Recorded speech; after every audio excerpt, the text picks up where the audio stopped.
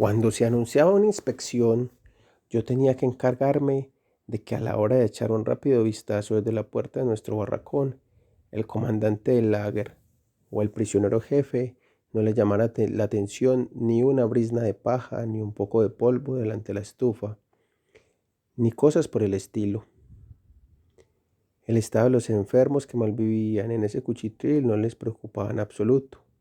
Se sentían plenamente satisfechos si yo, quitándome la gorra de prisionero y haciendo sonar los talones con el aire marcial, les informaba: barracón número 6, raya 9, 52 pacientes, 2 enfermeros ayudantes y un médico. Daban vuelta y se marchaban. Desde que anunciaban la inspección, generalmente con horas de antelación, aunque no siempre se presentaban, comenzaba la tortura mental. Durante la larga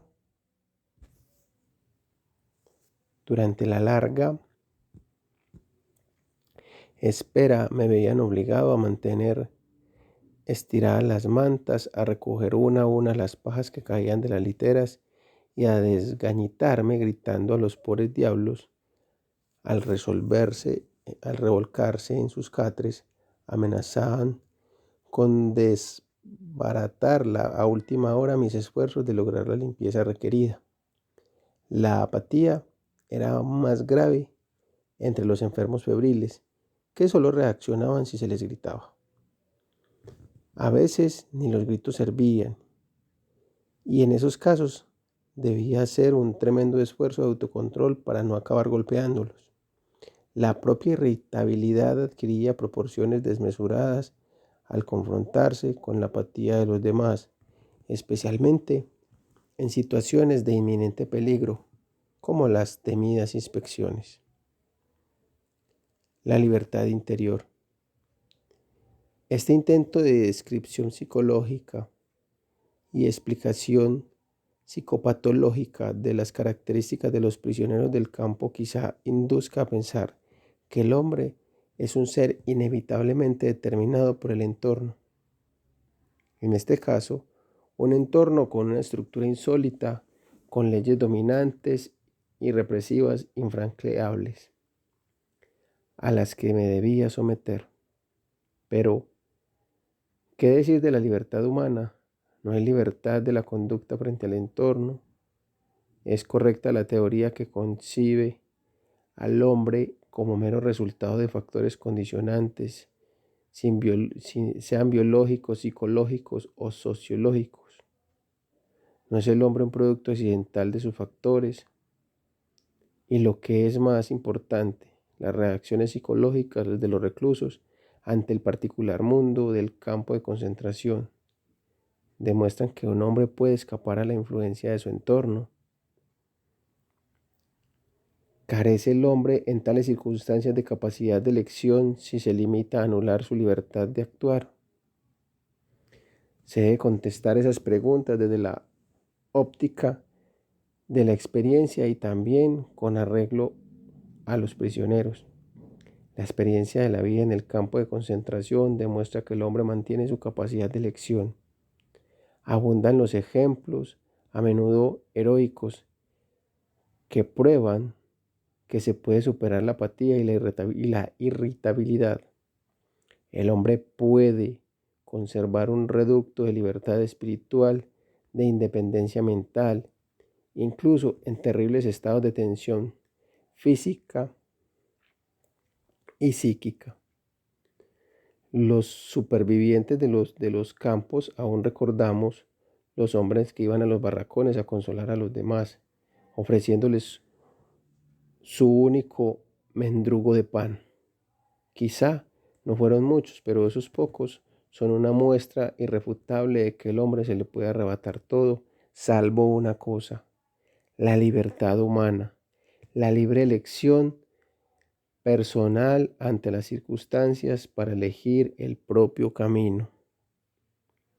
Y allí siempre había ocasiones para elegir, cada día, cada hora, brindaba la oportunidad de tomar una decisión que estipulaba si uno se sometería o no a la presión que amenazaba con arrebatarle el último vestigio de su personalidad, la libertad interior, una decisión que prefijaba si la persona se convertiría, al renunciar a la libertad y la dignidad, en juguetes de las condiciones del campo, dejándonos moldear por ellas hasta convertirse en un prisionero típico. Vistas desde este ángulo, las reacciones psicológicas de los prisioneros de un campo de concentración van mucho más allá de la mera expresión de determinadas condiciones físicas y sociológicas, por mucho que todas ellas, la falta de sueño, la escasísima alimentación y las múltiples tensiones psíquicas, nos induzcan a suponer que un comportamiento estereotipado de los reclusos se advierte en un análisis más profundo que el tipo de persona en que se convertía cada prisionero era más el resultado de una decisión personal que el producto de la tiranía del lager. De modo que cada hombre, incluso en condiciones trágicas, puede decidir quién quiere ser espiritual y mentalmente y conservar su dignidad humana. Dostoyevsky escribió: solo temo una cosa, no ser digno de mis sufrimientos.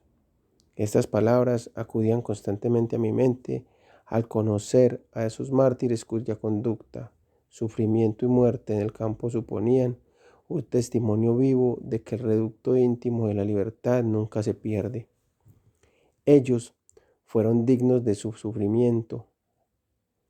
La manera en que lo soportaron supuso una verdadera hazaña interior. Precisamente esa libertad interior que nadie puede arrebatar confiere a la vida intención y sentido. Una vida activa cumple con la finalidad de brindar al hombre la posibilidad de desempeñar un trabajo que le proporciona valores creativos.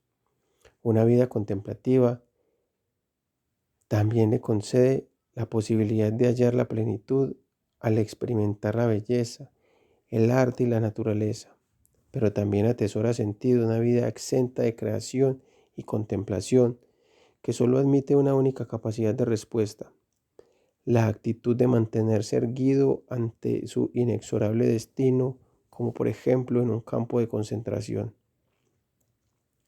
En esas condiciones, al hombre se le niega el valor de la creación o de la vivencia, pero aún así la vida ofrece un sentido, de manera que todos los aspectos de la vida son significativos, también el sufrimiento. Si hay un sentido en la vida, entonces debe haber un sentido en el sufrimiento. La experiencia indica que el sufrimiento es parte sustancial de la vida, como el destino y la muerte. Sin ellos, la existencia quedaría incompleta, mientras que la principal preocupación de la mayoría de los prisioneros, que se resumía en la pregunta: ¿sobreviviremos? De uno ser así no valdría, de no ser así no valdría nada los atroces sufrimientos. A mí me angustiaba otra cuestión: todo ese sufrimiento, todas esas muertes, ¿tienen sentido? Pues de no ser así, tampoco tendría sentido sobrevivir a la estancia en el lager. Una vida que consistiera solo en salvarnos o perecer, cuyo sentido dependiera del azar de las miles de arbitrariedades que conforman la vida en el campo de concentración, no merecía ser vivida. El destino, un regalo. La actitud con la que un hombre acepta su destino y el sufrimiento que éste conlleva, la forma en que carga con su cruz, comporta la singular coyuntura, incluso en circunstancias muy adversas, de dotar de sentido profundo a su vida. Puede conservar su valor, su dignidad, su generosidad, arrastrado a la amarga lucha por la supervivencia. Puede olvidar su dignidad humana y actuar como un animal, como sucede con los prisioneros de los campos. En esa decisión reside la oportunidad de atesorar o despreciar los valores morales que su dolorosa situación, de su duro destino, le brindan para su enriquecimiento interior, y eso determinará si era o no digno de sus sufrimientos. No crean que estoy hablando de ilusiones alejadas de la vida real. Es cierto que alcanzar metas morales tan altas está reservado a pocas personas. De entre los prisioneros, solo unos pocos conservaron esa fortaleza y fueron capaces de aprovechar los atroces sufrimientos para lograr una madurez interior. Pero incluso si solo se hubiera dado un único caso, este bastaría para demostrar que la libertad interior puede elevar al hombre por encima de un destino adverso, y eso no solamente en un campo de concentración. Cualquier hombre a lo largo de su vida se verá enfrentado a su destino y tendrá la oportunidad de convertir un puro estado de sufrimiento en una hazaña interior. Piénsese en los enfermos, en especial en los incurables. En una ocasión leía la carta de un joven enfermo a un amigo. En ella le comunicaba que no le quedaba mucho tiempo de vida, que ni siquiera una intervención quirúrgica podría salvarlo. Continuaba recordando una película que había visto con él, en la que el protagonista encaraba la muerte con dignidad y coraje. En ese entonces pensaba en el privilegio que suponía enfrentarse a la muerte con esa dignidad, y ahora escribía: el destino le brinda una oportunidad semejante. Quizá los que vimos hace años la película Resurrección, basada en la novela de Tolstoy, tengamos los mismos recuerdos. Esos eran los grandes destinos y grandes hombres. Pero nosotros no tendríamos ese destino y probablemente tampoco se nos brindaría jamás la oportunidad de alcanzar tal grandeza humana. Luego, al salir del cine, tal vez fuimos a una cafetería y con una taza de café y un bocadillo, olvidaríamos los extraños pensamientos metafísicos que la película nos había suscitado por un instante. Pero cuando nos hallamos nosotros mismos ante un gran destino y así también ante la decisión de afrontarlo con la grandeza de ánimo, olvidamos el lejano ardor de la juventud y, y no dimos la talla. Tal vez veamos de nuevo esa película u otra similar, entonces se cruzará en nuestra alma otro caudal de imágenes, veremos las cimas extraordinarias que alcanzaron algunos prisioneros del lager, imágenes más hermosas que las que puede mostrar una película sentimental. Acuden a mi mente detalles de una especial e íntima grandeza humana, como por ejemplo la muerte de un joven en el lager que yo mismo presencié. Es una historia sencilla, hay poco que contar y puede parecer invención, pero para mí es puro liricismo, lirismo. La joven sabía que iba a morirse en unos días, no obstante, se encontraba serena e incluso animada.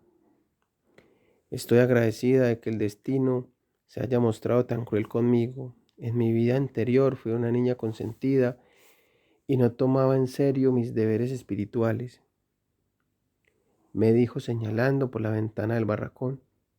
Ese árbol es el único amigo que me queda en esta soledad. Por la ventana se veía solo la rama de un nogal con dos brotes en flor. A menudo hablo con el árbol, añadió.